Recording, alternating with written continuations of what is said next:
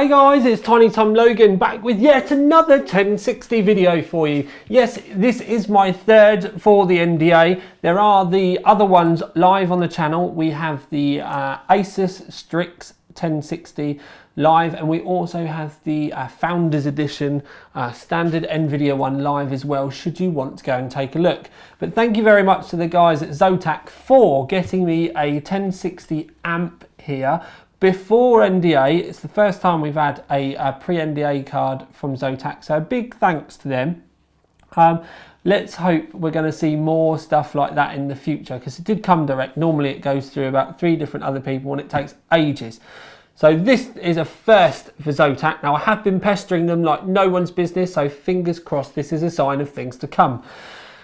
This is actually quite an interesting card, to be fair, because the price that I'm being given is £269, which actually comes in under the Founders Edition card.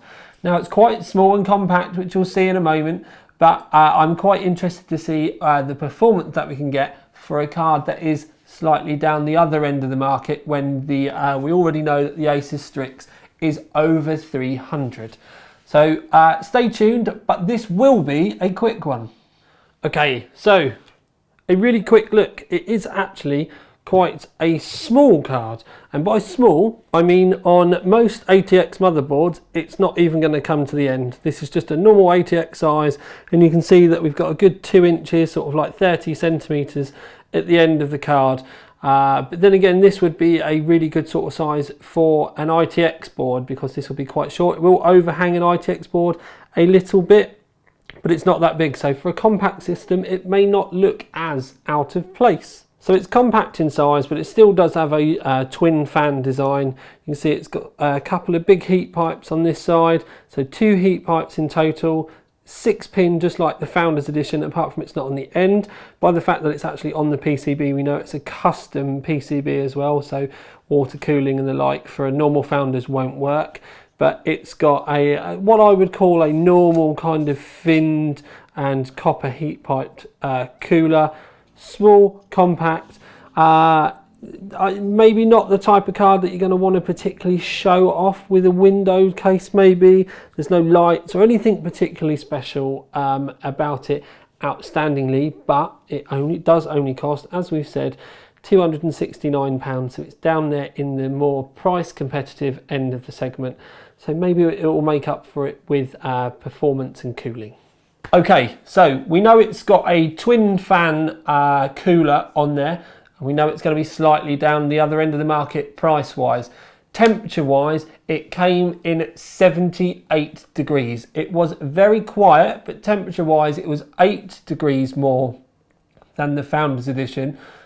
Maybe making a little bit more noise than the Founders Edition, but also compared to the Strix, which I have done now, the Strix is only 60 degrees. So temperature wise, with the kind of out of the box fan profile and cooler, it wasn't that great, but it's still below 80 degrees, and it is a small and compact card, and it didn't make a great deal of noise. So you do have to make some trade-off somewhere. If it was a bigger PCB with a bigger cooler, it probably will have performed better. And let's face it, again, there's only 2 of the heat pipes on there. When it came to the overclocking side of things, it doesn't have GPU boost 3, so you've only got the normal boost. Out of the box it's 1775 megahertz, and then with the boost coming in on top it goes just over the 1900 megahertz mark. When we put that into our graphs, it does then come in just above the Founders Edition. In Sleeping Dogs it was literally the couple of notches above the Founders Edition, 85 to 86 frames per second in 1080. And then when we move on to 3D Mark, it went up literally just like a matter of like 20 points in 3D Mark Firestrike Ultimate.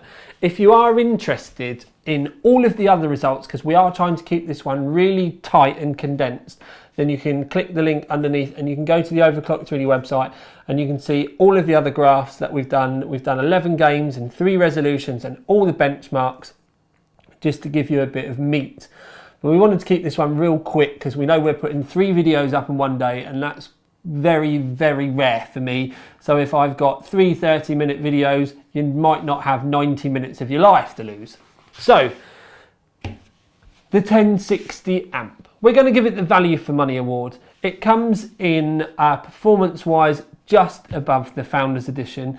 It's got that nice compact feel to it, which could be great for an ITX, maybe an MATX rig, or maybe one of those cases that have got a low roof or something like that where space may be, you haven't got a lot of it. If you haven't, it's actually a great value card, because again, it's quicker than the reference one. The performance-wise, the thermal performance-wise, it was a little bit warmer. Might be worth trying to change the thermal paste on it, because there isn't a tab on the back, or at least there isn't a tab on the back of mine, so you're going to avoid the warranty if you did it. And if you can't get the temperatures come down like that, maybe try a black, because you don't want them to stand out, a fibre washer on the back to give you a little bit more purchase. So when you put the screws in, try putting a fibre washer on the back as well, because then it'd be like a little spacer and you might get a little bit more pressure on it. Only a little bit more, but it might help with the temps before you start playing around with fan profiles. If you do play around with fan profiles, then you're obviously going to make it a little bit louder by spinning the fans that little bit more. I did find that with higher fan speeds, because the fins on the cooler are quite light and thin, you could end up getting a bit of vibration on it. So that's something to keep in mind. But it's a thoroughly well-deserving value for money award winner, because it is exactly for that. It's good bang for the buck. It does what it says on the tin. Yes, it might be a bit warmer, but the performance is there. It looks pretty good. It's not, going to win any modelling awards or anything like that. But if you're the type of guy that puts a graphics card into your rig and you just want it to work and you don't particularly care about anything else than getting some decent frames per second, you've got that there. The reason why we didn't mess around with overclocking too much is if you start adding power and then overclocking into it, it does get warm quite quick. And you've probably got about another, I don't know, maybe 100 megahertz if you were to get, if you get your hands dirty. And to be honest with you, I think if you start overclocking this, then you're kind of losing where it's meant to be, and that's cheap and cheerful. And that's why we gave it the OC3D Value for Money Award.